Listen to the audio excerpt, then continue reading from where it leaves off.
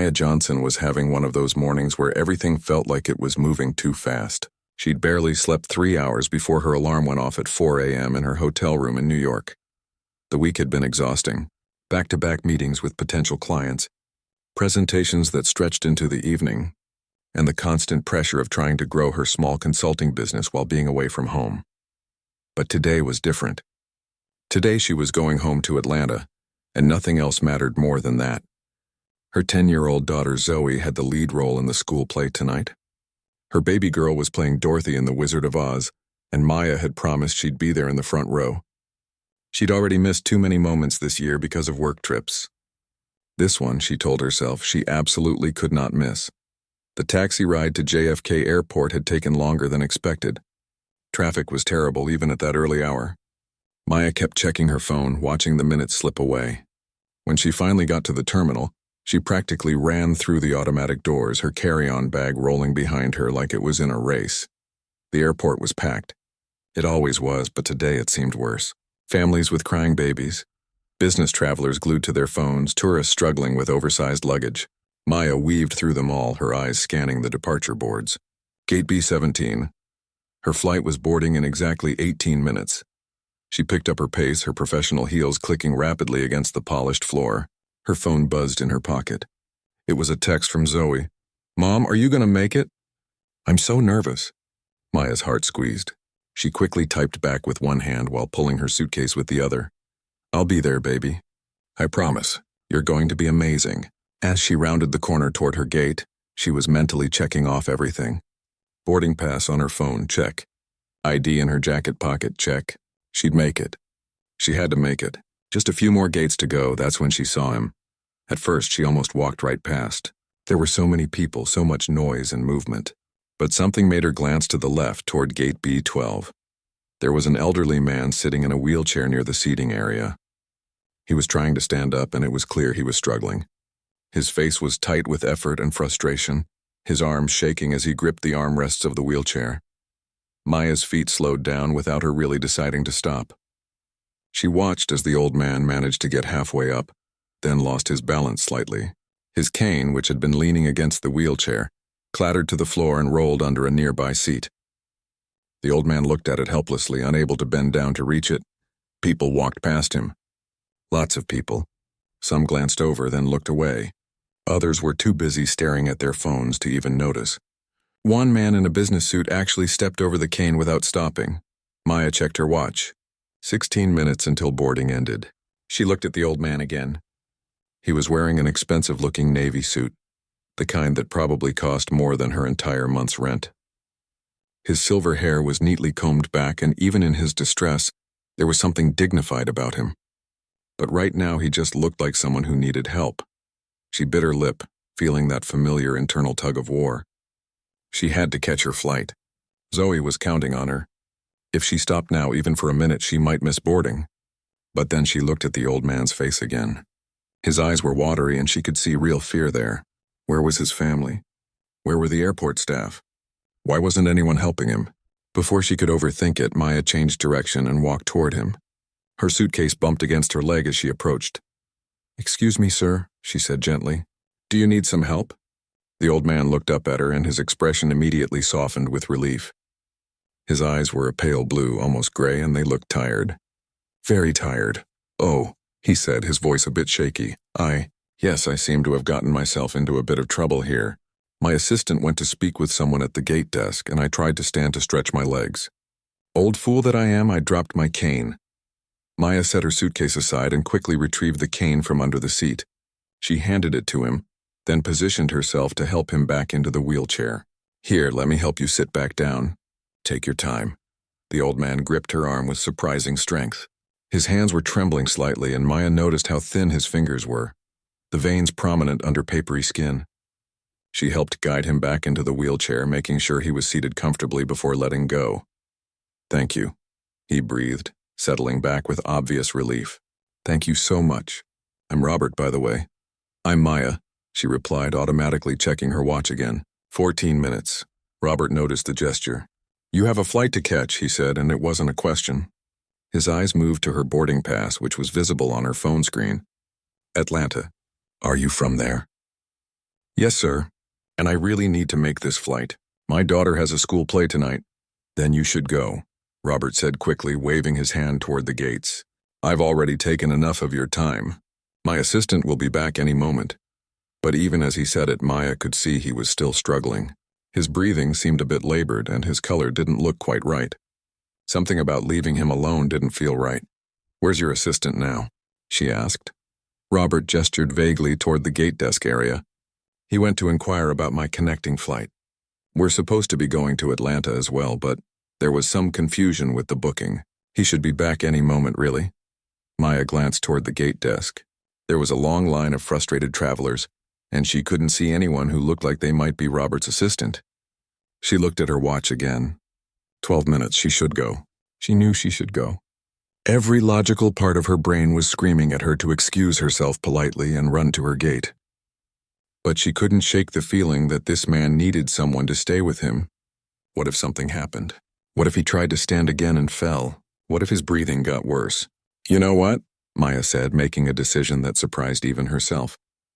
Let me just stay with you until your assistant gets back. It won't take long, right? No, Robert protested, shaking his head. You'll miss your daughter's play. I couldn't live with myself if... It's okay. Maya interrupted gently, pulling up a chair next to his wheelchair. She was already texting her gate. Running a few minutes late. Please hold if possible. The response came back almost immediately. Boarding ends in 10 minutes. Please arrive at gate immediately. Maya looked at Robert, who was watching her with an expression that mixed gratitude and guilt. She gave him a reassuring smile even though her stomach was doing nervous flips. Some things are more important than being on time, she said. Let's just make sure you're okay. What Maya didn't know was that this simple decision to stop and help a stranger was about to change everything. But right now, all she could do was sit and wait, watching the minutes tick away and hoping that Robert's assistant would hurry back. The airport noise continued around them, announcements about boarding gates, children crying, luggage wheels rolling. And Maya sat there with an old man she'd just met, missing her flight 1 minute at a time. Part 2. The Act of Kindness. 5 minutes passed. Then 7, then 10. Maya kept glancing between her phone and the corridor where Robert's assistant had supposedly gone. Each minute felt like an hour.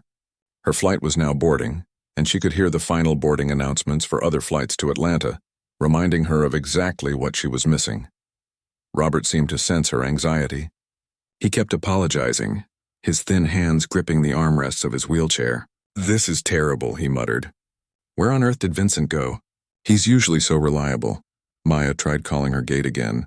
The woman who answered sounded harried and unsympathetic. Ma'am, we're about to close the doors. If you're not here in the next 3 minutes, you won't be able to board. I understand, but there's an emergency. An elderly passenger needs help and... I'm sorry, ma'am, but we can't hold the aircraft. TSA regulations require us to close the doors at the scheduled time. You'll need to rebook at customer service. Maya felt her heart sink, but she kept her voice calm. Okay, thank you. She ended the call and looked at Robert, who was staring at her with devastated eyes. You missed it because of me, he said, his voice cracking slightly. Dear God, I'm so sorry. Your daughter's play. Hey, Maya said softly, reaching over to pat his shoulder. It's not your fault. You didn't ask to be left alone here, and I made the choice to stay. That's on me, okay? Don't feel bad, but Robert did feel bad. She could see it written all over his face. The guilt, the shame of being old and needing help, the frustration of being dependent on others. Maya recognized that look. Her own grandmother had worn it in her final years, hating every moment that she had to ask for assistance. Tell me about your daughter, Robert said suddenly, clearly trying to distract them both from the situation. What's her name? Zoe, Maya replied, and despite everything, she couldn't help but smile. She's 10 years old.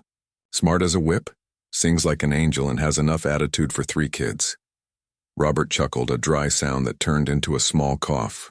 She sounds wonderful. And she's playing Dorothy? Yeah, she is. She's been practicing for 2 months. Every single night I hear Over the Rainbow coming from her room. Sometimes I hear it in my sleep. Maya laughed, but it was tinged with sadness. She was so excited when she got the part. I promised her I'd be there tonight. Front row, center seat. You still will be, Robert said firmly. There are other flights. We'll get you on one. Maya appreciated his optimism, but she knew better. She'd already checked her phone while sitting there. The next available flight on her airline wasn't until tomorrow morning. The other airlines were either fully booked or charging triple the price for last-minute tickets. As a small business owner, she had to watch every penny. The change fee alone would hurt, not to mention the difference in fare. But she pushed those thoughts aside. Right now, she needed to make sure Robert was okay. His breathing was still concerning her. It wasn't terrible, but it wasn't normal either. She'd watched her grandmother struggle with COPD, and Robert's shallow breaths reminded her of those difficult days. "How are you feeling?" she asked, leaning forward slightly. "Your breathing seems a little off." Robert waved his hand dismissively. "I'm fine, just old. Everything works a little harder than it used to. The doctors say my heart isn't what it was, my lungs aren't what they were, my knees are shot. Honestly, at 83, I'm just grateful to wake up each morning." 83. Maya looked at him with new eyes. He carried himself with such dignity that she'd guessed he was in his 70s, maybe. But 83? And traveling alone? Well, not alone, but with just an assistant who'd apparently vanished. "Do you travel a lot?"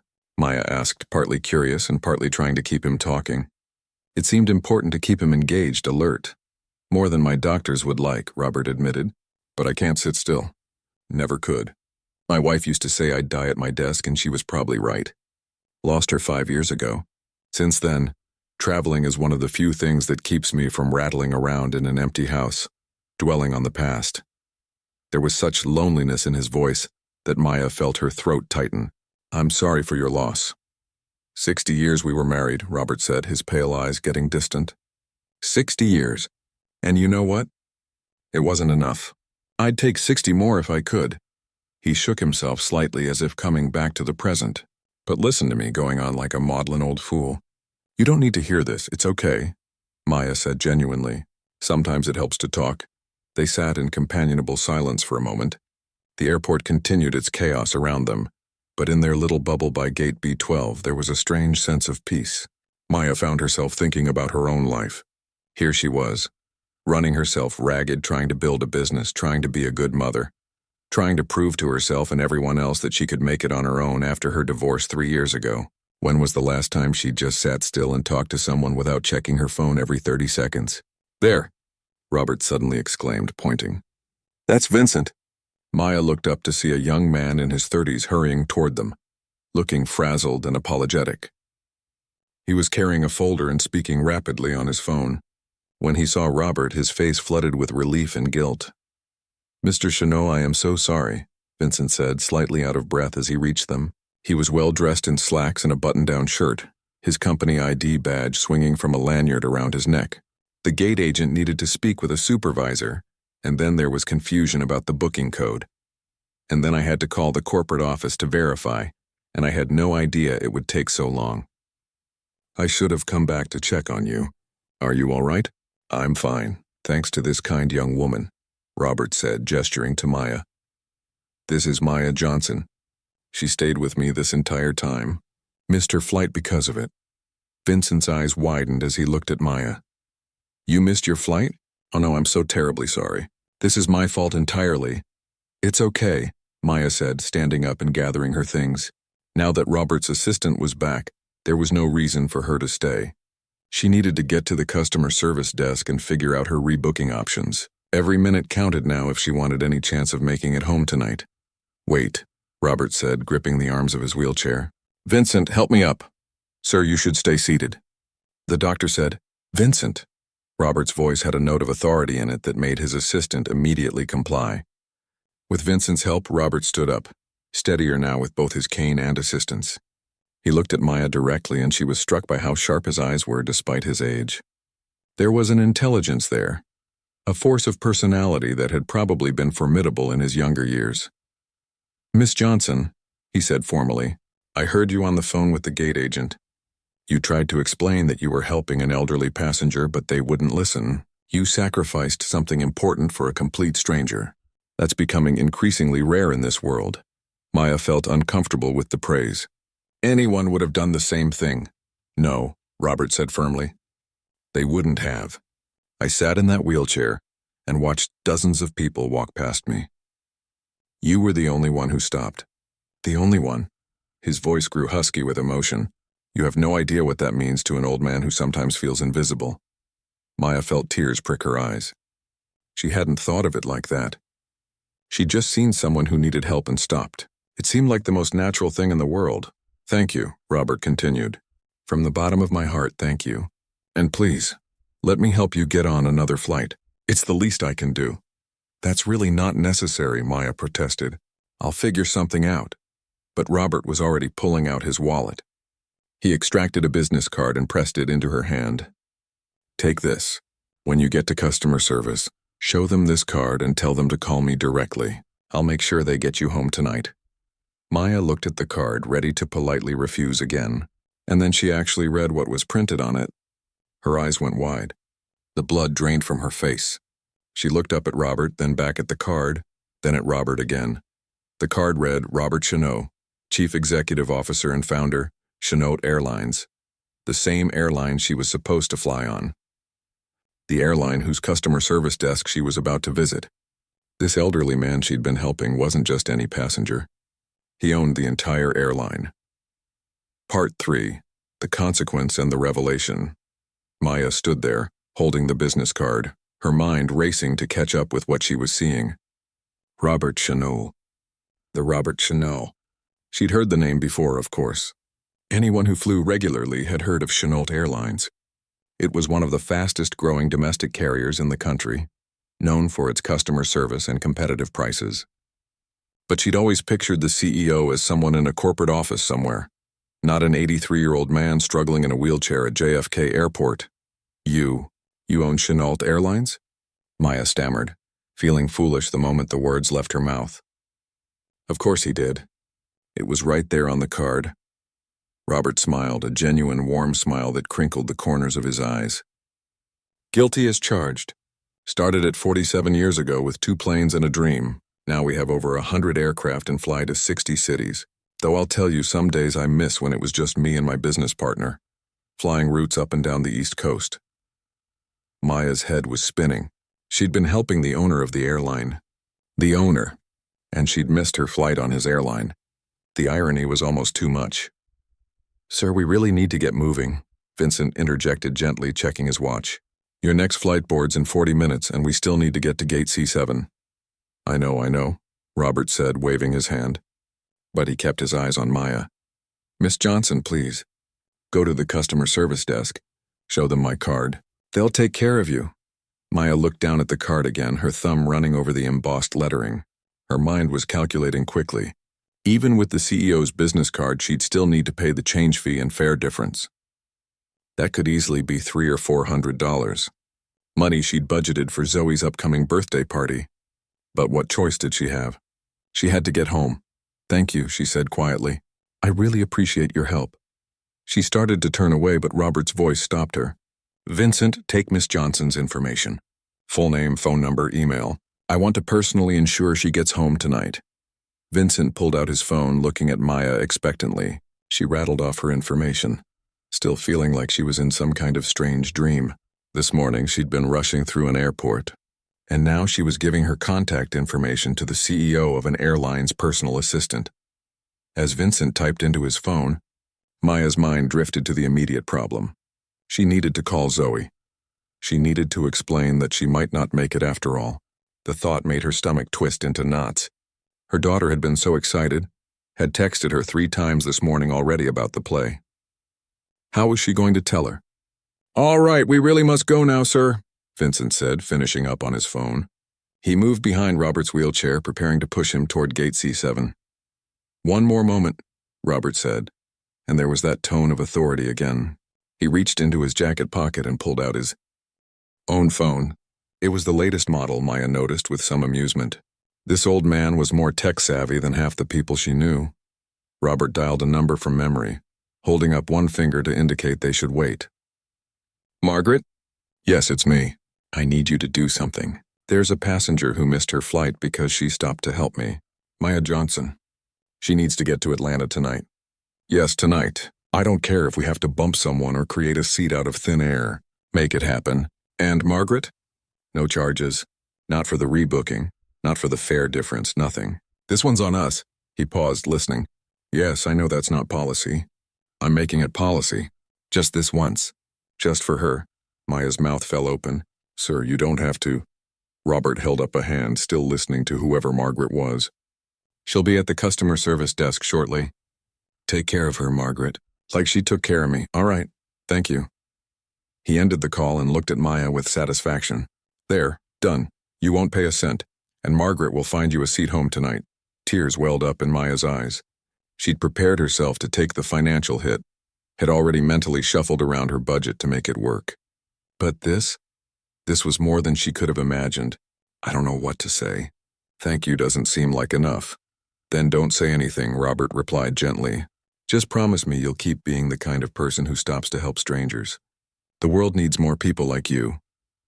Vincent finally managed to maneuver Robert's wheelchair away, heading toward the sea gates. Maya watched them go, still holding the business card, still trying to process what had just happened. Robert looked back once and gave her a small wave. She waved back, then stood there for a long moment, travelers streaming past her on all sides. Finally, she shook herself and headed toward the customer service desk. There was a long line, which didn't surprise her. There was always a long line at customer service. People with missed connections, lost luggage, booking problems. Maya took her place at the end, behind a man who was arguing loudly into his phone about a canceled meeting. She pulled out her own phone and stared at it, building up the courage to call Zoe. Before she could, though, her phone rang. It was her ex-husband, David. Hey, she answered. Is everything okay? Is Zoe all right? She's fine, David said. Just excited and nervous about tonight. She wanted me to call and make sure you were on the plane. Maya felt her throat tighten. Actually, there was a situation. I missed my flight. You what? David's voice went sharp. Maya, you promised her. She's been talking about nothing else for weeks. I know. But there was an elderly man who needed help and I couldn't just leave him and there's always something, isn't there? David interrupted, and Maya could hear the old familiar judgment in his voice. This was the same argument they'd had throughout their marriage. He thought she was too soft, too willing to help others at her own expense. He'd called it a character flaw. She called it being human. You're going to break that little girl's heart. I'm not breaking anyone's heart, Maya said, her voice tight with frustration and hurt. I'm getting on another flight. I'll be there. When? I don't know yet. I'm at customer service now. But I'll be there, David. Tell Zoe I'll be there. You better be, David said. Because if you're not, I'm not going to be the one to dry her tears.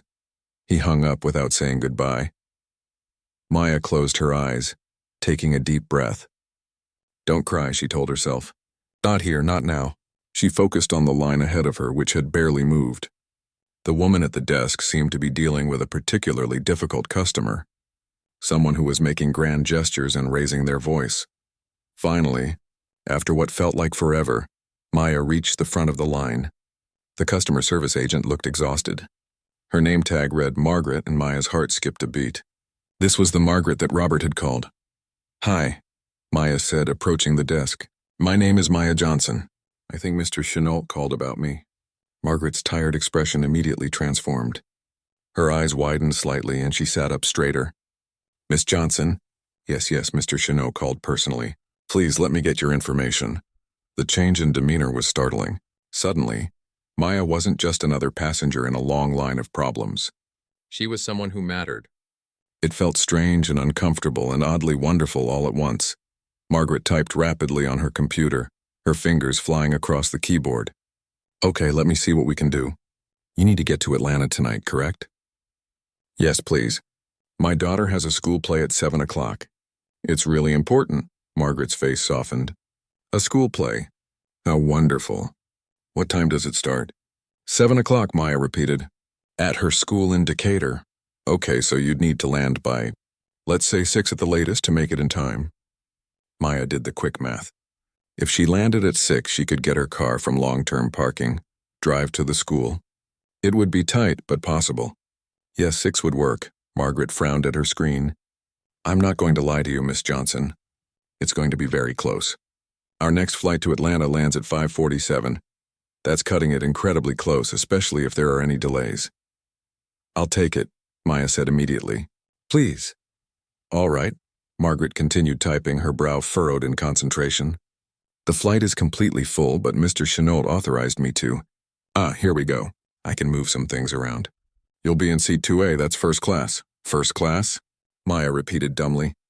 She'd never flown first class in her life. She was strictly an economy with no legroom kind of traveler. Margaret smiled, and it was a real smile, warm and genuine. Mr. Chenault's orders. He said to take care of you like you took care of him. First class is the least we can do. She printed out a new boarding pass and handed it to Maya. Gate C15. Boarding starts in 30 minutes. And Miss Johnson? There's no charge for any of this. The rebooking fee is waived. The fare difference is waived, everything. Maya took the boarding pass with shaking hands. She looked at it at the first class printed in bold letters at seat 2A at the gate number. It was real. This was really happening. I don't know what to say, Maya whispered. You don't have to say anything, Margaret replied. Just make it to that play. And tell your daughter to break a leg. Maya laughed, a slightly watery sound. I will, thank you. Thank you so much. As Maya walked away from the desk heading toward gate C15, she felt lighter than she had in months. Not just because of the first-class seat or the waived fees, though those were certainly amazing. It was something else. Something about the reminder that small acts of kindness could ripple outward in unexpected ways. She'd stopped to help an old man, and now she was being helped in return. She called Zoe, and her daughter answered on the first ring. Mom, did you make your flight? Not the one I was supposed to, Maya said. But I'm getting on another one.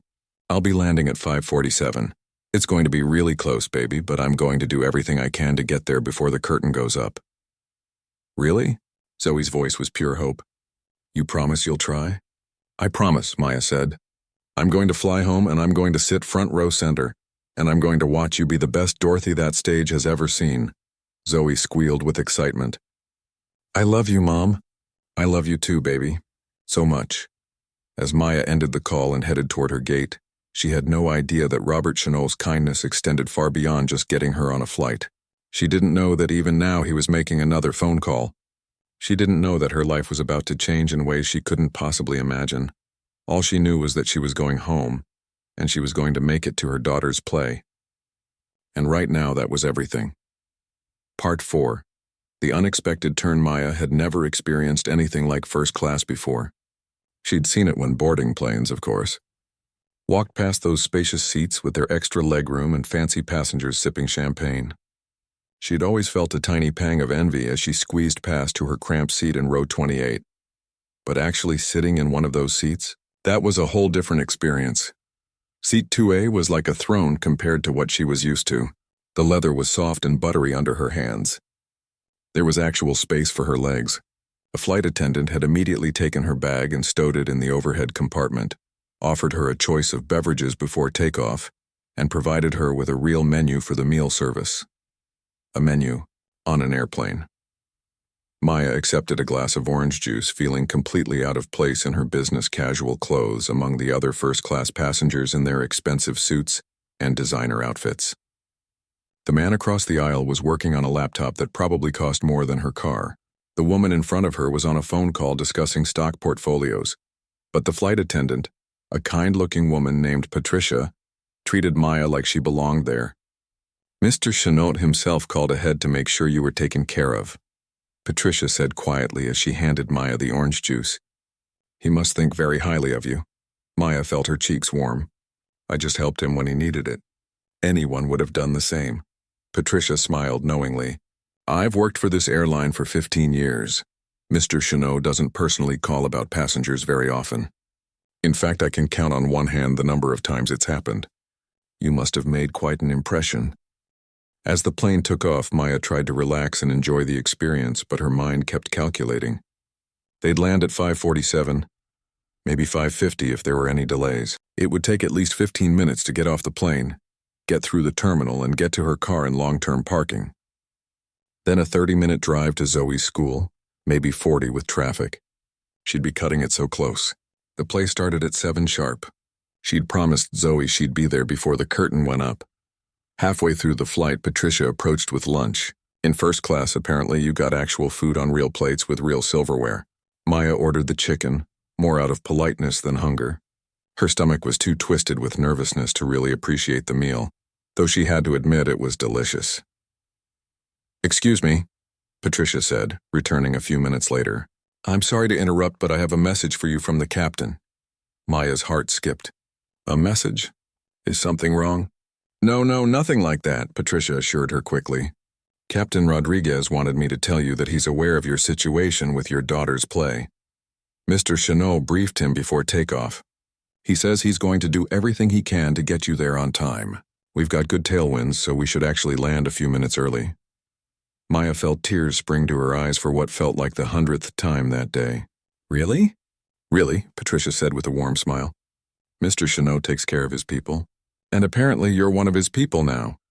The rest of the flight passed in a blur. Maya tried to work on her laptop, but she couldn't focus. She kept thinking about Robert. About that moment in the airport when she'd made the choice to stop and help. Such a simple thing. Such a small decision. And yet it had cascaded into all of this.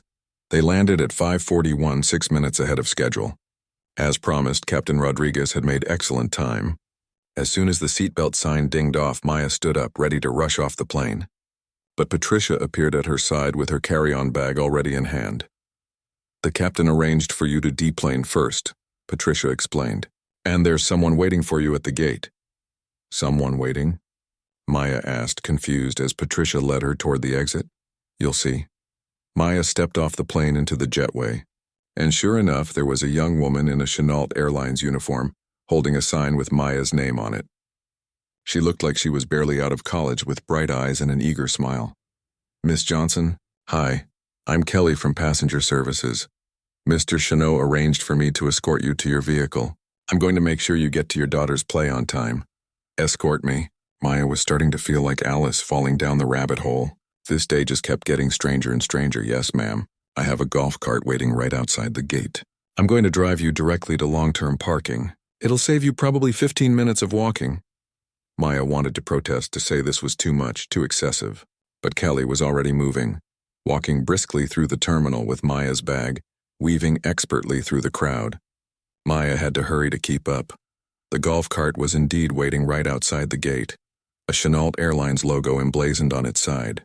Kelly loaded Maya's bag and gestured for her to climb in. "Which lot are you in?" "Economy Lot C," Maya said, climbing aboard. Kelly started the cart and they zipped through the airport using employee corridors that Maya didn't even know existed. Other airport workers waved as they passed. Kelly kept up a steady stream of cheerful conversation, asking about Zoe's play, what role she was playing, how long she'd been preparing. "Dorothy in The Wizard of Oz," Maya said, her heart warming just talking about it. "She's been practicing for 2 months. She sings over the rainbow in her sleep at this point." "That's so sweet," Kelly said. "My little sister did theater in high school. I know how important it is to have family in the audience. You're going to make it, I promise." They reached the parking lot in record time. Kelly helped Maya find her car, even though Maya insisted she could do it herself. When Maya finally located her modest Honda Civic in the sea of parked cars, it was 5:58. "You've got an hour and 2 minutes, Kelly said, checking her watch. "The school is in Decatur, right?" "That's totally doable. You're going to make it." "Thank you," Maya said, meaning it with all her heart. "Thank you so much. For everything." Kelly handed her a business card. "Mr. Chanel wanted you to have this. It's his direct office line. He said to call him tomorrow. He wants to speak with you."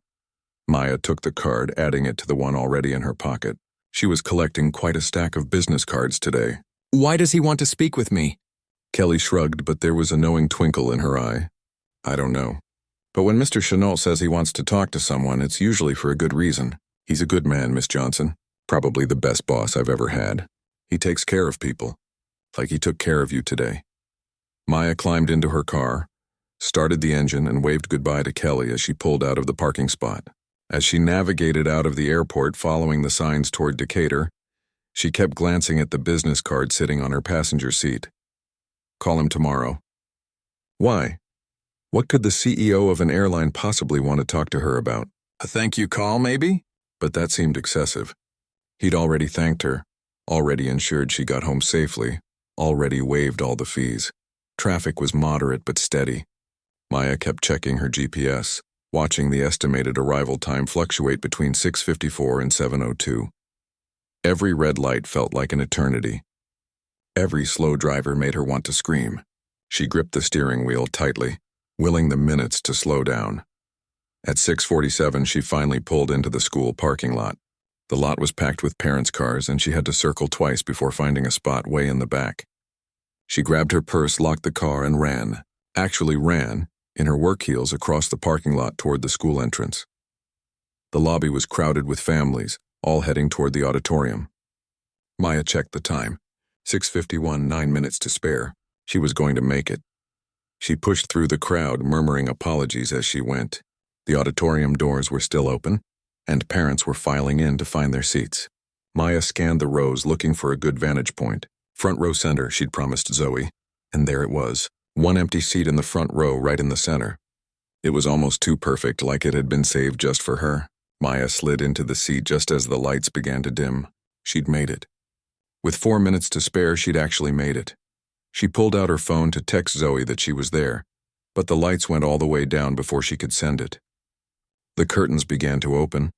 Parents hushed their younger children. The play was starting. Maya sat back in her seat, letting out a long breath she felt like she'd been holding all day. From the chaos of the morning, to missing her flight, to meeting Robert, to the whirlwind of first class and golf carts and last-minute drives, she'd somehow ended up exactly where she needed to be.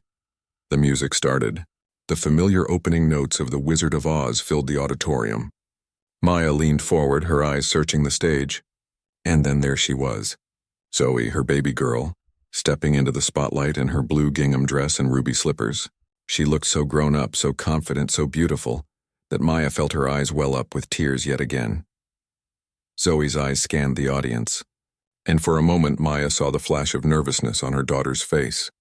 The worry that maybe her mom hadn't made it after all. But then Zoe's eyes found Maya's, sitting front row center exactly where she'd promised to be. The relief and joy that lit up Zoe's face was worth every moment of stress, every anxious minute, every single second of the crazy day.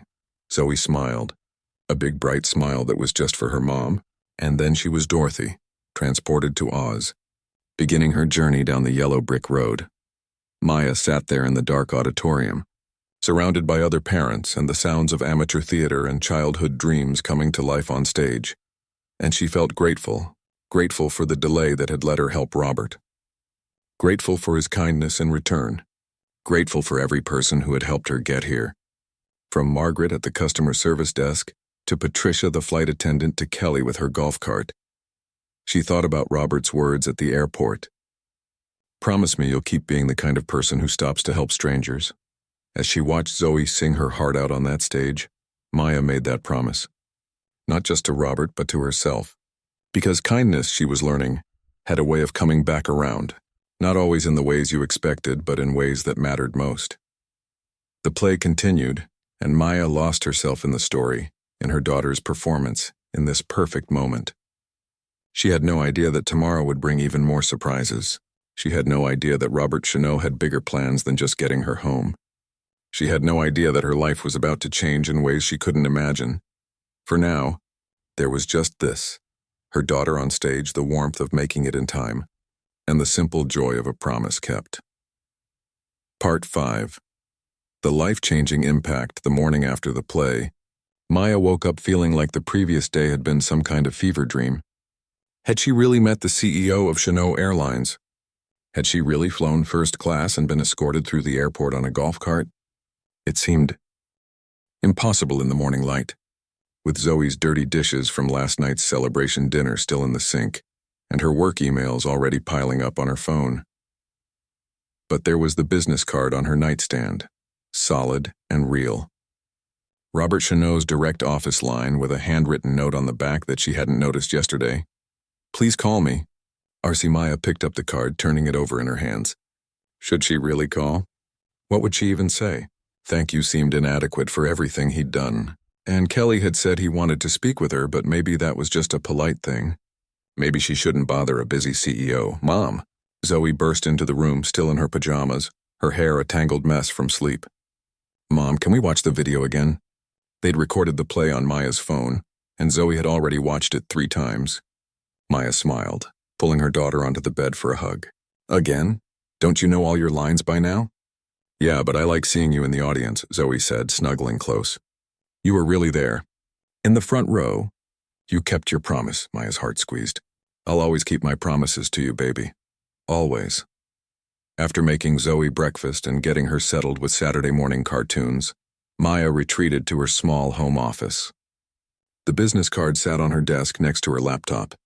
She stared at it for a long moment, then finally picked up her phone and dialed before she could overthink it. The phone rang twice before a professional-sounding woman answered. Mr. Chenault's office, this is Jennifer speaking. Hi, this is Maya Johnson. Mr. Chenault asked me to call him. Oh, Miss Johnson. Yes, he's been expecting your call. Please hold one moment. Before Maya could process that the CEO of an airline had been expecting her call, there was a click and then Robert's voice, warm and familiar. Miss Johnson. I'm so glad you called. Did you make it to your daughter's play? I did, Maya said, feeling herself smile at the memory. Thanks to you and your amazing staff. I can't thank you enough for everything you did yesterday. Nonsense. It was the least I could do. Tell me, how was the play? They chatted for a few minutes about Zoe's performance, about Dorothy and the Wizard of Oz, and Maya found herself relaxing. Robert was easy to talk to, genuinely interested in hearing about her daughter. He told her a story about his own granddaughter's recent dance recital, about how he'd moved meetings around to make sure he could attend. Family first, he said. Always, I learned that too late in life, I'm afraid. Spent too many years building my business and not enough time with my children when they were young. Don't make that mistake, Miss Johnson. I try not to, Maya said, though it's hard sometimes balancing everything. I know it is, which is actually part of why I wanted to speak with you. May I ask what you do for work? Maya explained about her consulting business, how she helped small and medium-sized businesses improve their customer service and operational efficiency. She'd started the company 3 years ago after her divorce, building it slowly from nothing. It was steady work, enough to pay the bills and support Zoe, but she was always hustling for the next client, always worried about slow months. Customer service and operational efficiency, Robert repeated thoughtfully. That's fascinating. And how long have you been doing this? 3 years in business for myself, but I worked in the corporate world for 8 years before that, mostly in customer experience management. There was a pause on the other end of the line. Then Robert said, Miss Johnson, I'm going to be very direct with you because that's how I've always done business. What happened yesterday in the airport has been weighing on my mind. Not just your kindness to me, though that certainly struck me deeply, but everything that followed. What do you mean? I mean that I've spent the past 47 years building an airline based on the principle that we treat people right.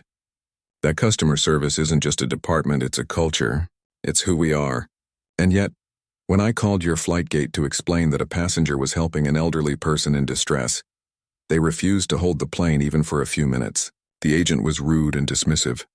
Maya hadn't thought about it from that angle. She'd been so focused on making it home that she hadn't really processed how she'd been treated by the gate agent.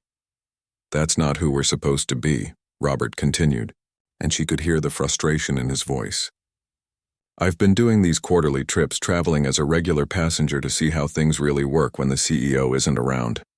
And I've seen too many instances where we've lost our way, where policies have become more important than people, where my employees are so focused on staying on schedule that they've forgotten why we're here in the first place. I'm sure it's hard to maintain culture as a company grows, Maya offered. It is, but that's not an excuse. And that's where you come in, Miss Johnson. Maya's heart started beating faster. Where I come in?